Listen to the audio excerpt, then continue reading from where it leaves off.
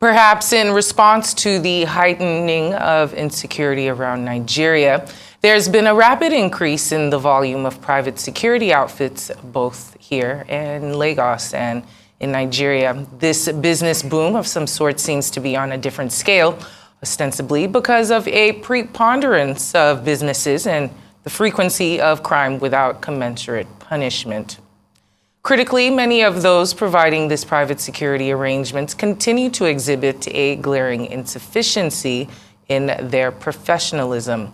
Dr. Dickson Osajie is a security consultant and former president of the Association of Licensed Private Security Professionals in Nigeria. He joins us now to have a conversation.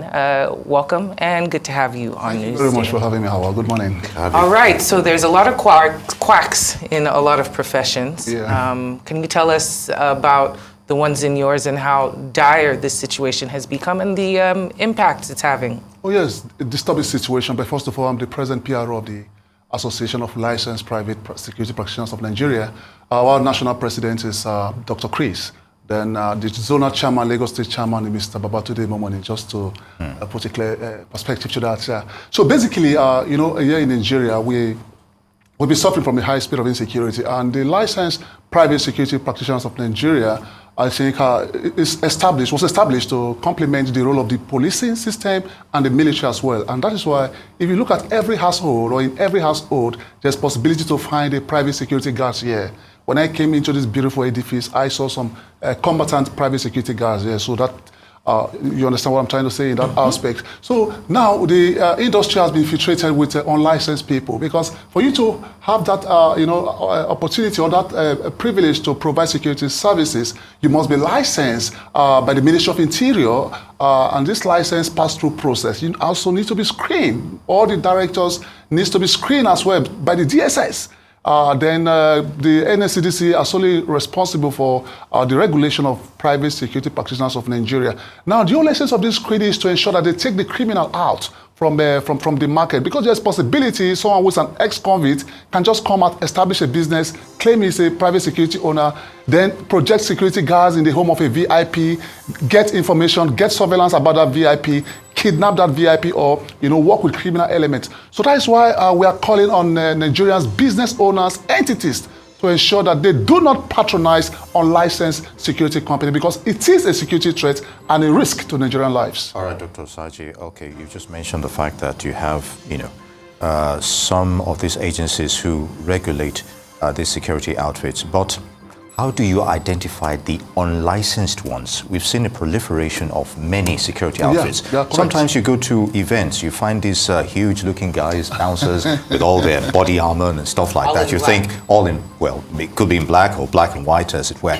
And you find out, okay, fine, perhaps these guys have some kind of training and they're probably licensed and all that. But you have them spread all over Lagos right now. So how do you identify those who are genuine and those who are not? And secondly, what sanctions are those who are supposed to be regulating the sector? Thank you. What sanctions are they meting out to them?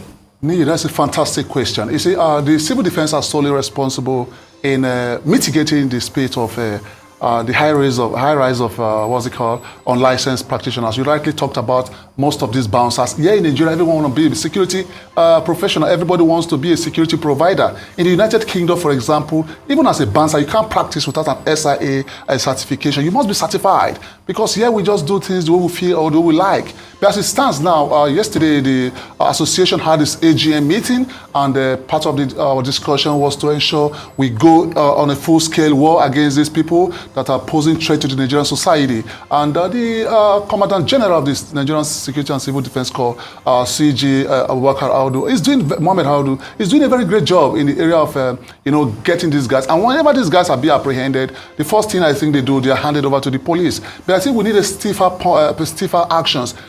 Crime flourish because of lack of punishment. If we have an effective punishment mechanism in place, the rate of insecurity will be mitigated. But people think, yeah, in Nigeria you can commit crime, go scot-free without being punished, and that's why you see sometimes most people begin to act funny when they are being arrested, because they know our criminal justice system is very weak, and that is the truth. So for us to have an effective criminal justice system, those who carry out act of operating without license, I think when they are arrested and prosecuted, it will serve as a deterrence mechanism because your license is deterrence. If I may comment, Dr. Osajie, so you have like a data of those who are licensed. Are licensed, you're correct. Okay, good. You could start from there. Okay. And then where you identify those who are not licensed, you can see them because they have the logos, they have their, their names on them. Exactly. So what do you do to apprehend those people and make them conform to industry standards, to those who are licensed? Okay, you know the association is not a force protection unit. That's where we're going. So that is why the civil defense are there to complement the effort of the association. And we're trying to also speak to the DSS authority to also ensure they also come on board to assist us because a lot of crime has been going on. If you go to some hotels, you see guards there without unlicensed security company in various areas. Now, any business entity that houses, that is open to the public must operate with a licensed security company. You know why? Because if, for example, if a crime goes wrong in that business entity, there's possibility for them to close that crime or cover up that crime. And that's why most crime goes undetected. So if we start putting the searchlight on most of these guys that are carrying out this act without license, I tell you the spirit of crime will be mitigated because I tell you, there are some hotels. You and I think on channel, on Arise TV, you talk about story where you see a hotel owner, killing, eliminating a guest. So most of these things are covered up by some of these unlicensed people because, hey, I know that these in-house security guys, if I commit any crime here, they will cover me up. So this has to be a war against the unlicensed practitioners because we're talking about the Nigerian lives here and Nigerian lives matters. So if we want to get these things right, punishment, like I rightly said, is very important. Now going to the database, the civil defense have the database, and that's the truth. So from this database, sometimes they go on patrol. And sometimes on getting to these locations where these guys are operating without license, they tend to apprehend them, but that's not enough. Let us apprehend those who are carrying out this unnecessary act. And also the business owner too should be made to pay the price. If you are in your personal house, it's no problem. You can put whatever you want to put there. But don't forget that whenever an incident transpired in your home, investigation tends to play. And when you look at the post-mortem analysis, most times, most crimes that happen in our various homes goes undetected and sometimes are not even reported to the police. So the civil defense now needs to wake up to this fight because they are solely responsible. The federal government has given them the mandate because in 1986, the act was created for them to, regulate the private security company. So if we start picking most of these guys that are carrying out this act and awarding them punishment, I tell you, a lot of companies will sit tight and, look at the path of necessity. I want to talk about the rubric of certification, because some of the examples that you've given of these licenses or these unlicensed individuals running foul of what they're supposed to do, they sound more like integrity issues rather than security issues. Exactly. A situation where a hotel owner robs one of their hoteliers or one of their guests. Or a situation where one of the security guards sabotages something in an office. That's an integrity issue. It's an integrity issue. I would think that security issue would be more like combat or, not knowing how to use the fire extinguisher or the protocol when a thief comes in, whether it's fire or if you use stick or cutlass or whatever. How do you go about assessing those individuals who become the private security individuals? Is there a test? What manner of screening is done? Because clearly it's not just their skill set that needs to be assessed. It's their morality, their ethics, their integrity, all of that, their background. Well, that's a fantastic question. And if you look at the public market, we have close to about 5 million employees from the private security sectors. And when you look at the role of protection officers, the whole essence is the protection of lives and prevention of losses. Now, when you approach me as a client that you want security guard, it's my own sole responsibility to provide you with effective guards that are well trained. And most times, the training lasts within 2 weeks to 1 month, and some other security company takes their training above 1 month, and also on-the-job training, because these guards you see there, they're not just guards, they are protection officers, and that's why they're trained on the area of crime prevention through environmental design. Specifically looking at Lekki, for example, you could be able to tell the type of crime that are imminent here in Lekki. If you look at Oshodi, there are types of crimes that are imminent in Oshodi, pickpocket, snatching of bags, or whatever the case may be. So crime are specific in various areas. So we ensure that we train these guys in the area of access control management as well, because for someone to gain entrance, to gain access into your premises, or maybe any person that is trying to come and take you out, once he gains entrance into your premises, you are gone. If I want to give you instances how some great Nigerians were eliminated right in their home. Most people think that their home is their safe haven.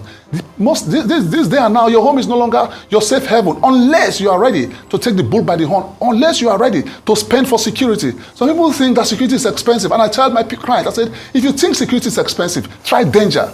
The effect of danger, the maximum of danger is death. So security is very cheap. Putting in the applications, because when we talk about security here, it's not about the man guarding. It comes with 3 processes. We're talking about the people, the technology, and the process.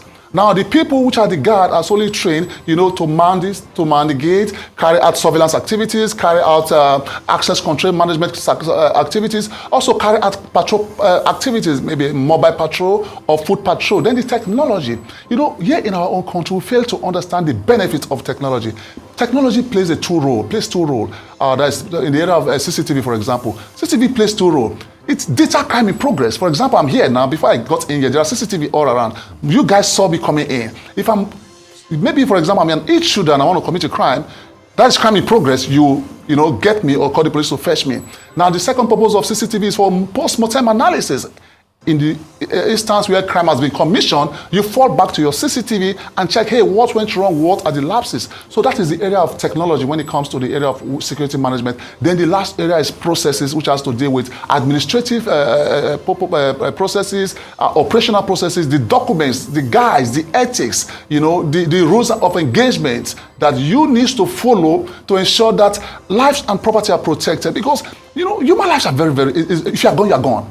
Most times we treat human lives with levity. So that is the major role private security practitioners are practicing, and that's why we are advised: do not patronize quacks. When you patronize quacks, you are putting your life at risk. An incident transpired some weeks ago. A Megad killed his boss and flee. And they are trying to ask me to come and investigate. Where is it from? You don't have his biometric information, you don't have his name, you don't have his data. Just because you want to pay 20,000 naira, at the end of the day, you lose your life. Now, if you patronize or license people, there's possibility if an incident goes wrong, you will not be able to track that very person. This guy in question is already in Niger Republic. We can't trace him. We went there, tried to look, how do you want to trace him? No data, nothing. So that's why we have called on the Commandant General of the NSCDC to wake up, put his men on the track to ensure that, hey, we fetch this guy out of the market, and that is going to ensure that we live in a state of positive peace. Positive peace, interesting perspective. And you talked about technology, but in scenarios where, there's a dearth of that and we don't have that much. Okay. How would you assess the role of neighborhood watch? All right. Vigilantes, as it were. Because sometimes when you go around some parts of Lagos, because probably they can't, afford all of what you just enumerated here. Okay. They depend on that. You have estates that have vigilantes, they have a neighborhood watch, and sometimes within such estates, there are also security, firms as well, guarding, correct, different, buildings and what have you. So, how complementary are those professionals, but to a large extent, which has been accepted by the public? I'm talking about the neighborhood watch and, of course, community policing aspect of because, like it or not, that's also part of community policing as well. It's the people that will be able to give intelligence. Oh, you're looking for someone? Oh, he's right over there. That's where he left, and stuff like that. So, yes, technology is good. It's good to have these licensed security outfits, but how complementary are vigilantes and all those? In fact, excellent questions. You can't give what you don't have. and that is the truth. You can't post to be a security professional when you cannot respond to crime. You can't post to be a security professional when you cannot, communicate. Sometimes we just think that, oh, neighborhood watch. Agreed, maybe because of because of where we are. Most times we want to compare ourselves with the international community, United Kingdom, US. They started many years ago. Their democracy started hundreds of years ago. So, but we need to start getting things right. Getting things right in the sense that these neighborhood guys, they need to be trained. Training is very essential to development. Training is very essential. Take, for example, maybe there's a crime in progress, or maybe someone is trying to come and commit a crime within that given community. And these guys in question that are not even trained in the area of psychological application. Because CCTV, one of the beautiful things about CCTV is that it plays the role of psychological deterrence. Psychological deterrence in the sense that if you're going to an environment to go and commit a crime, and you are aware that CCTV is there, even if the CCTV is a dumb CCTV, you will think that, hey, I'm under watch. You understand? So that is why CCTV plays a very big role in the area of security. But coming back to your question, the neighborhood watch of a thing, I think it's time for Lagos State government to say, hey, it's time for us to get it right. Don't put someone who is not well trained to protect. Could they be trained? Yes, they can be trained. They can be trained. There's all called native intelligence. Like you rightly said, some people cannot read and write, but it will be able to tell you that, hey, Mr. Dickson just appeared within this environment. He's not a known face, and he communicates that to the police, and the police will fetch that intelligence. That is where we have to look at the area of intelligence application when it comes to crime prevention, because sometimes we fail to look at the area of intelligence. Right now, we are alive. Most people are listening to us. Some criminals are listening. Even those that are practicing without license, they are listening. You understand? So the media is an open source intelligence, because that's where you go to get information. So these guys that are not well trained, I think we should bring them on board under an umbrella, train them in their own area, specific area, but there should be a form of hybrid security. Bring in the professionals to mix with them so that those professionals can, advise. Advisory is very important. How do you advise your client? If you perceive any threat, that is the area of threat perception. If you perceive any threat, you'll be able to advise your client. Hey, I think something is going on wrong here. This is what you need to do, X, Y, Z. Or maybe somebody is just moving around your premises and you don't know what to do, or somebody is just hovering within your community and you don't know what to do. Sometimes there's no crime that takes place without surveillance. These criminals carry out surveillance activities. They go out to survey you before they strike, in exception of opportunistic crime. Opportunistic crime is a process whereby maybe I'm going to Oshodi and somebody just see me on the road with my phone, snatch that phone from me. Opportunistic crime. In exception of opportunistic crime, most criminals, what they do, they carry out surveillance. So that's where counter surveillance comes to play, because individuals, you must watch your back. People are watching you. You're going out and you're coming in, your way in and your way out. Sometimes some people are very good in visiting a particular restaurant. I love XYZ restaurants. Their meal is very fantastic. I am there every day. You never knew your enemy. You never know your enemy is watching you. Or you like to go and watch a football match and you're in a particular rendezvous area. Your enemy is watching you. The greatest disaster is for you to allow your enemy to predict you. Don't give them the opportunity to predict you. Well said, Dr. Dickson Osajie. Thank you so much for joining us this afternoon and for highlighting all these very important facts. Thank you very much for having me.